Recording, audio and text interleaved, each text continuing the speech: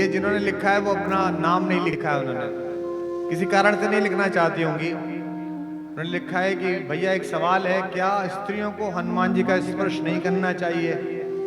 मैंने ये कई लोगों से सुना था, पर मुझे तो ये लॉजिकल नहीं लगा।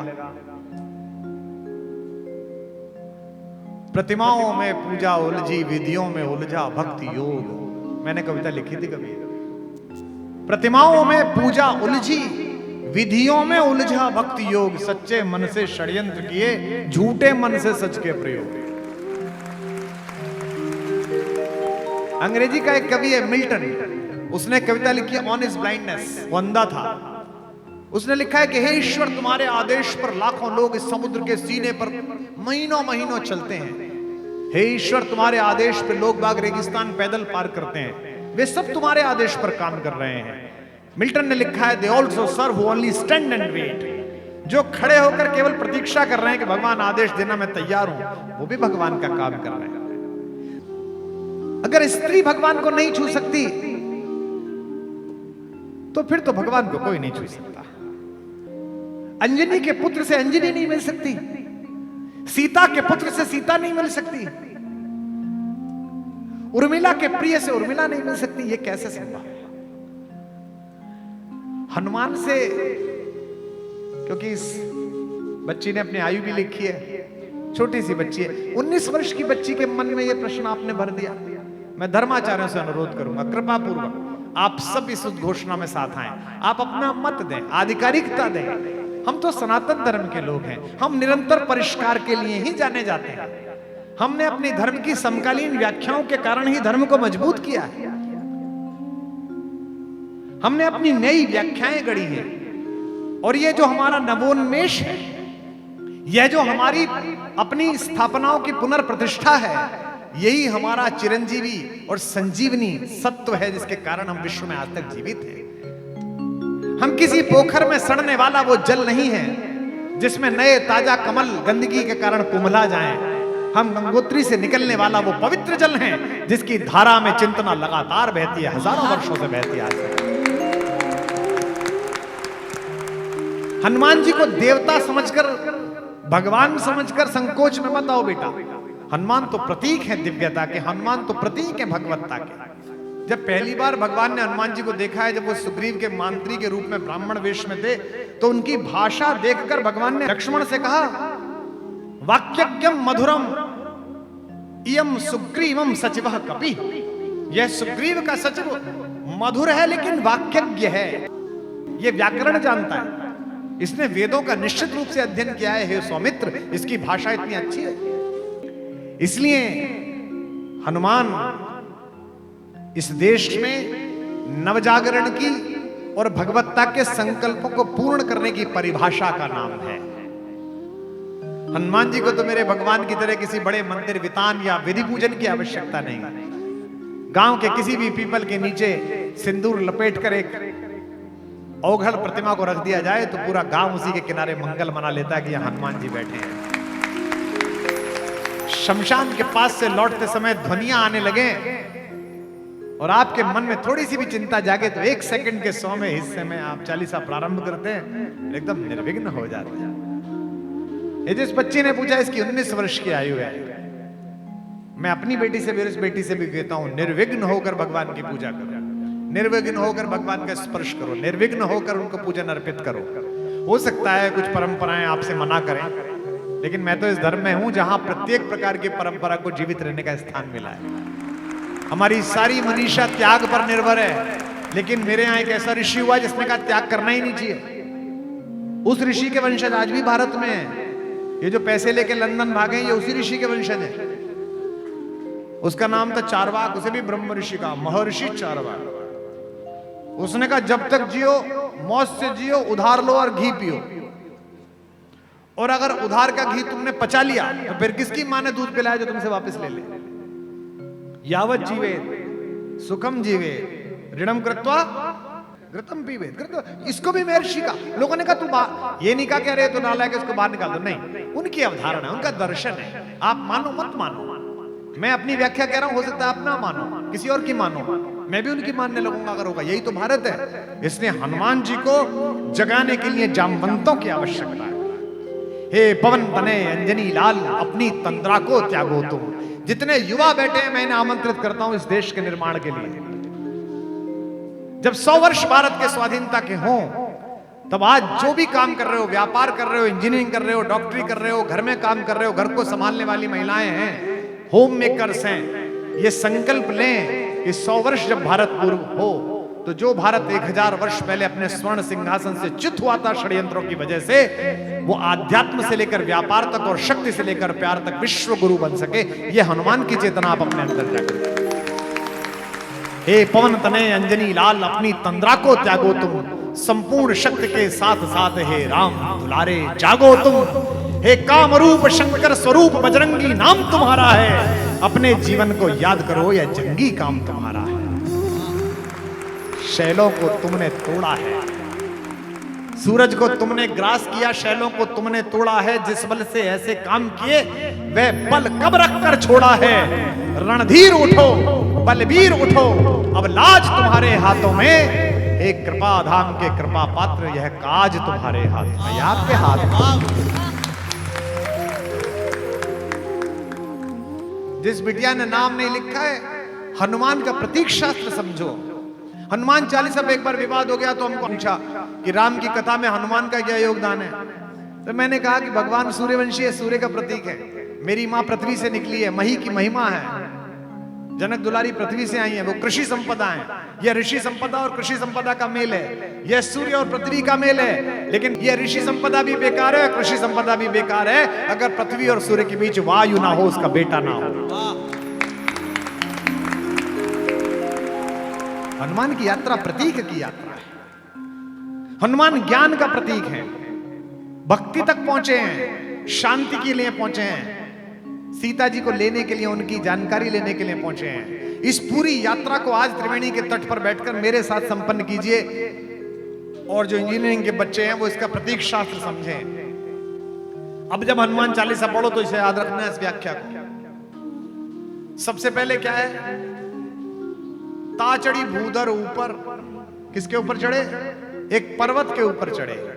इसका मतलब ज्ञान जब शांति की खोज में चले तो सबसे पहले जमीन के आकर्षण से हट जाए, स्वयं की चेतना को ऊपर उठाए। देखो ये दो अलग अलग चीज है, एक ज्ञान है, एक आनंद है। धैर्य आनंद ने प्रश्न पूछा था, अब दूसरी बच्ची के सवाल में भी बात ही पहुंच गई है धैर्य आनंद के प्रश्न की। मैं बचपन में जब हम छठी क्लास में पढ़ने के लिए गए तो मेरे पिताजी ने, जो संगीत की शिक्षिका थी वो मेरे पिताजी की शिष्या थी, पिताजी प्रोफेसर साहब थे। उन्होंने हमें जमा कराते समय कहा कि बेटा ये गाता बहुत अच्छा है, इसे प्रार्थना सभा में काम में लेना। तो दीदी लोग खड़ी हो गई 11वीं 12वीं की, वो प्रार्थना चली, हे प्रभु आनंद दाता। आगे क्या है, सबने करिए तुमने, हे प्रभु आनंद दाता ज्ञान हमको दीजिए। एक दिन 2 दिन तो मैंने प्रार्थना गाई, तीसरे दिन मैं चुप हो गया। अच्छा माइक मेरे मुंह पे लगा हुआ था नीचे होने की वजह से, तो मैडम बहुत नाराज हुई। वो मेरे पिताजी से मिली 4-5 दिन बाद, हम जहाँ के हैं पिलकवे के, वहां की सब्जी मंडी में। गुरुजी प्रणाम। गुरुजी हाँ बेटिया ठीक हो? जी गुरुजी। बेटा वो बदमाश ठीक है? जी गुरुजी। पढ़ता अच्छा है, प्रार्थना नहीं गाता। क्यों नहीं गाता? गुरुजी मैंने पूछी थी, कह रहा था प्रार्थना गलत है। भारतीय पिताओं की आदत होती है कि वो बच्चों के कुकर्मों की ताने माँ को देते हैं, जैसे वो मायके से लाई हो। जब भी बच्चा कुछ बदतमीजी करते घर वाली से कहते देख रही हो अपने लड़के को? अरे तुम्हारा भी है भाई, उसका लड़का थोड़ी है। तो मेरे पिताजी ने आते ही मेरी माँ को आवाज दी, सुनती हो आज गाजर का हलवा बनाओ। मेरी माँ ने पूछा क्यों? अरे बोले तुम्हें सूचना ही नहीं मिली, तुम्हारे घर में तुलसीदास जी पैदा हुए हैं। महा कभी पैदा हुआ है भाई। मेरी माता समझ गई कि कुछ गड़बड़ हो गई। उन्होंने पूछा क्या हो गया? बोले पूछिए इनसे। बोला ये यहाँ आइए, खड़े हो जाइए। हम खड़े हो गए अपराधी की तरह। क्यों नहीं गाते हो प्रार्थना? मैंने कहा जी वो प्रार्थना गलत है। हमारे पिताजी हिंदी के प्रोफेसर बोले देखो ये आए, पूरी दुनिया गा रही है इस प्रार्थना को, देखो ये 10,000 लोग भी गा रहे हैं और ये बता रहे प्रार्थना गलत है।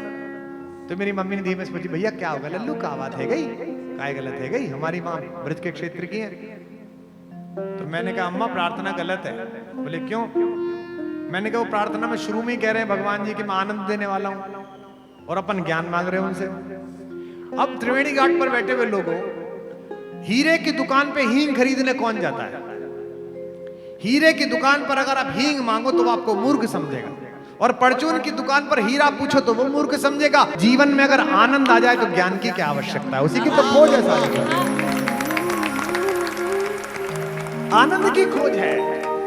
भगवान का नाम भी सच्चिदानंद है। सबकी इच्छा है, आपकी भी इच्छा है, मेरी भी इच्छा है, जो संत बैठे हैं इनकी भी इच्छा है, ये जितने त्यागी तपस्वी ऋषिकेश में घूमते हैं इनकी सबकी इच्छा है। पर इनकी और जगत की इच्छा में अंतर है। जगत अपने कल्याण की इच्छा करता है, ये जगत के कल्याण की इच्छा करते हैं, ये मोक्ष की इच्छा करते हैं। सांसों की सीमा निश्चित है, इच्छाओं का अंत नहीं है। जिसकी कोई इच्छा ना हो ऐसा कोई संत नहीं, सब संतों की इच्छा है। हनुमान चले शांति की खोज में, ज्ञान चला है शांति की खोज में, तो पृथ्वी के आकर्षण से ऊपर उठकर अज्ञात में छलांग लगा रहा है। अब यात्रा आगे बढ़ाइए धीमे धीमे मेरे साथ। आगे क्या आया? मैनाक पर्वत। मैनाक पे क्या है? सोना है, चांदी है, संसाधन है। जितने बच्चे यहां बैठे हो, युवा बैठे हो, ध्यान रखना, संसाधन जब रास्ते में मिले ना तो उन्हें प्रणाम करके आगे निकल जाना, तभी शांति तक पहुंच पाओगे, तभी सीता तक पहुंच पाओगे। इसलिए मैनाक को प्रणाम किया और आगे निकल गए। संसाधन कोई बुरी चीज नहीं है। ये महंगी घड़ी पहनना बुरी चीज नहीं है, गाड़ी में चलना बुरी चीज नहीं है, पर साधन तुम्हारा उपयोग कर रहा है, तुम साधन का उपयोग कर रहे हो, यह महत्वपूर्ण है। इसलिए अगली चीज मिली सुरसा। सुरसा क्या है? सुरसा है यश की सुरसा। सुरसा की क्वालिटी क्या है? जितना आप बढ़ो उतनी ज्यादा बढ़ जाती है। यश की सुरसा बड़ी खराब है। मंत्री जी चले गए, मैं कहता ये बाकी विधायक लोग बैठे, बड़े बड़े विद्वानों को, बड़े बड़े साहित्यकारों को, बड़े बड़े ज्ञानियों को मैंने जेब में अपना बायोडाटा लेके इनके दरवाजे पर चक्कर लगाते हुए देखा है। इतने बड़े ज्ञानी हैं, पद्मश्री दिला दो, पद्म भूषण दिला दो, वाइस चांसलर बनवा दो। अरे हद होगी भाई। यश की सुरसा, जितना आप अपना लोभ बढ़ाओगे उतना लोभ बढ़ता चला जाएगा। अच्छा क्या कर लेगा पद्मश्री का? एक दिन की खबर है, पद्मश्री मिली, इसके बाद क्या करेगा? रोज त्रिफला रख के, शहद रख के चाटेगा, इस पे क्या करेगा? इतनों को नहीं मिली, उसके बाद भी वो बड़ा काम कर गए। साधु संतों को नहीं मिली, इससे क्या फर्क पड़ गया? मैं अक्सर देखता हूं संतत्व में जुड़े हुए लोगों की कामना। दुष्यंत ने प्रवेश किया महर्षि कर्ण के आश्रम में, कोट द्वार में, तो सबसे पहले अपना मुकुट उतार दिया, अपना धनुष रख दिया, अपना रथ रख दिया, चप्पल उतारी, फिर चढ़ा। उसके दोस्त मांडव्य शर्मा ने पूछा कि राजन ये क्या कर रहे हो? तो दुष्यंत ने कहा ऋषि आश्रम हो, यह ऋषि का आश्रम है, विनीत वेशे प्रवेष्टव्ये, इसमें विनीत वेश के साथ प्रवेश करो। तो यह जो यश की सुरसा है कि मुझे मिले, हनुमान जी ने इसका इलाज निकाला है। हनुमान जी का इलाज पसंद आ जाए तो जीवन में उतारना, मैंने उतार रखा है। हनुमान जी ने कहा अच्छा तू कद बढ़ा, कितना बढ़ा दिया है? पद्मश्री, पद्म भूषण, पद्म विभूषण, भारत रत्न, बढ़ाता चला। और जैसे ही बड़ी हो गई, हनुमान जी ने खुद को शून्य बना लिया कि मुझे कुछ चाहिए ही नहीं। इसके अंदर गए और बाहर निकल आए। यही हनुमान हो जाना, यही हनुमान हो जाना। ये पूरी वैज्ञानिक यात्रा है। लंका सोई हुई है। क्यों लंका क्यों सोई हुई है? जो भी सोने के चक्कर में पड़ा वो सो जाता है। लंका में एक ही व्यक्ति जगा हुआ है, तेई अवसर, वही जागा है विभीषण। क्यों? चूंकि इसके हृदय में भगवान है। इसलिए संसाधनों में भी जिसके मन में ईश्वर है वो जागा रह जाएगा। और वो पूछता है हनुमान से कि मुझे मिलेंगे कि भगवान या नहीं मिलेंगे, मैं तो राक्षस कुल में पैदा हुआ। हनुमान कहते हैं हम तो वानर हैं, विशेष नर हैं, प्रात ले जो नाम हमारा, तेई दिन ताही न मिले आहारा, हमसे मिल लिए। इसलिए जीवन में बनना है तो हनुमान बनो। जिस बच्ची ने पूछा है, हनुमान बड़ा प्रतीक है। राज्याभिषेक हो गया, सब मेहमान चले गए, सब चले गए, सुग्रीव चले गए, अंगद चले गए, जामवंत चले गए, विभीषण चले गए, निषाद राज चले गए। 2-3 महीने एक ही आदमी रह गए अयोध्या में, वहां से आए हुए हनुमान जी। अब वो जाए नहीं। 6-7-8 महीने हुए, अयोध्या में कानाफूसी शुरू हुई कि भाई सब चले गए, ये नहीं गए, इनको कुछ मिला नहीं क्या? पोर्टफोलियो जब बढ़ता है ना, कई लोग घर पे बंद गले का कोट्स प्रेस करवा लेते हैं, क्या पता कॉल आ जाए। गर्मी में भी बाद में टांगते हैं कि नहीं आई कॉल, कोई बात नहीं।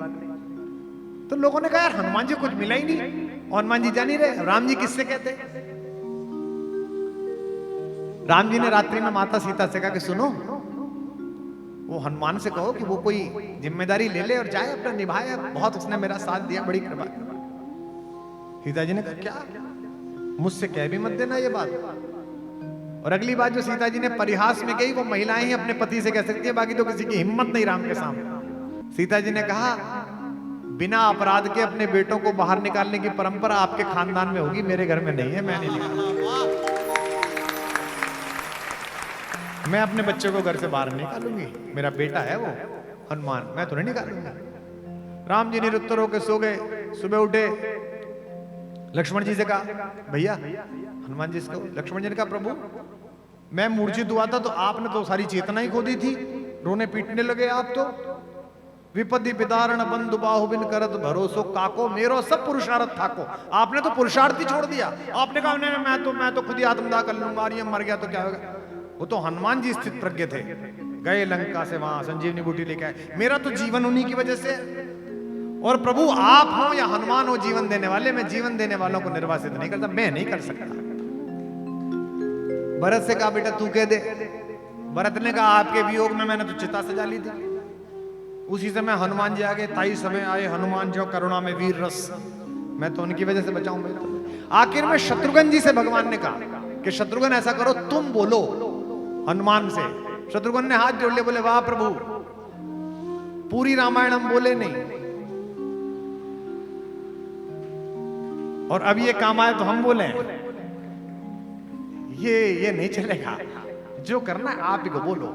अंत में बड़े मन से चलती राज्यसभा में हनुमान की बहुत प्रशंसा करके राम जी ने कहा आहा, ये बच्चा तो बहुत ही प्रिय है, इसके तो लक्ष्मण से भी दुगने उपकार है मेरे ऊपर, और मैं तुझसे कहता हूं तू कुछ मांग, कोई पद ले और आनंद पूर्वक उस पद का उपयोग करता हुआ अपना राज्य चला बेटा। हनुमान जी हाथ जोड़ के खड़े हो गए, बोले कि आपको तो मैं न्याय का देवता समझता था, आप तो अन्याय कर रहे हो। अभी तो आपने कहा कि दुगने उपकार हैं और पद एक दे रहे हो। अगर मेरे उपकार दुगने हैं तो पद भी दो चाहिए। भगवान ने कहा अच्छा कोई बात नहीं, लालच आ गया होगा, बोले चल मांग ले 2 पद। हनुमान जी चरणों में बैठे और दोनों पद पकड़ लिए, बोले पकड़ लिए यही पद, बस यही 2 पद चाहिए, यही रहे। सेवक वही जो करे सेवकाई। हवाई जहाज में मिलिए लोगों से, भारत सरकार में काम करते हैं, पूछिए कि क्या काम करते हो, भारत सरकार सबसे अंत में बताते हैं। I did graduation from JNU, then I visited to Oxford, then I did research in WHO. Nowadays I am in Government of India. ये तो तूने सबसे आगे पहले लगाए थे ना, सब बेकार है अगर ये अशोक चक्र नहीं है तो। ये सब मनोजवम मारुतुल्य वेगम वातात्मजम वानरयूथ मुख्यम जितेंद्रियम बुद्धिमताम वरिष्ठम, खत्म। एक ही पंक्ति है, श्री राम दूतम शरणम प्रपद्ये।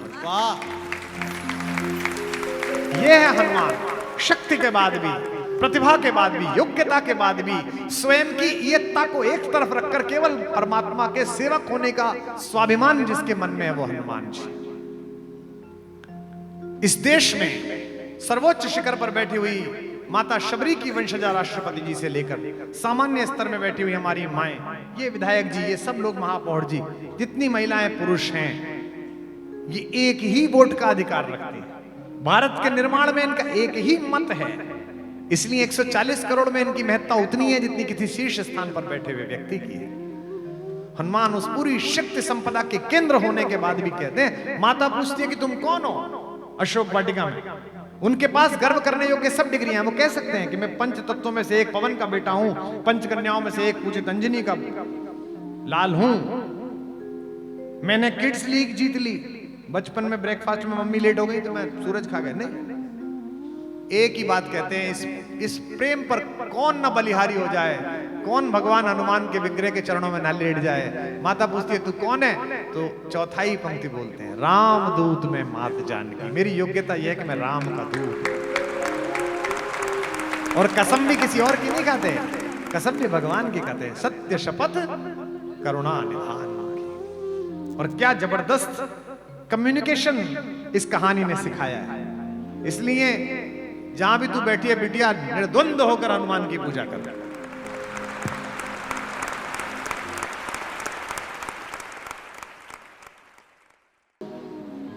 मनुष्य की आदत है कि मेरे पास जो है वो जिसकी कृपा से मिला है मैं उसे भूल जाता हूं, और जो मुझे अपेक्षित है, जो वांछित है, उसके लिए मैं प्रतिपल परेशान रहता हूं।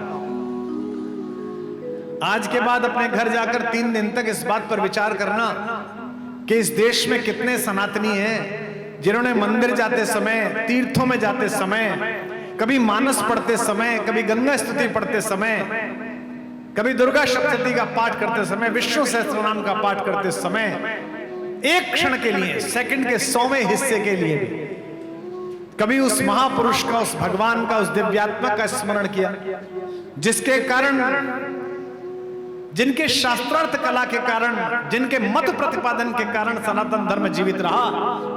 मैं 3 दिन के इस प्रस्ताव को, 3 दिन के इस संवाद के प्रारंभ में सबसे पहले दक्षिण से चले हुए उस ऋषि की प्रार्थना को प्रणाम करता हूं, जिसे मैं और आप आद्य शंकराचार्य के नाम से जानते हैं। इतनी बड़ी विभूति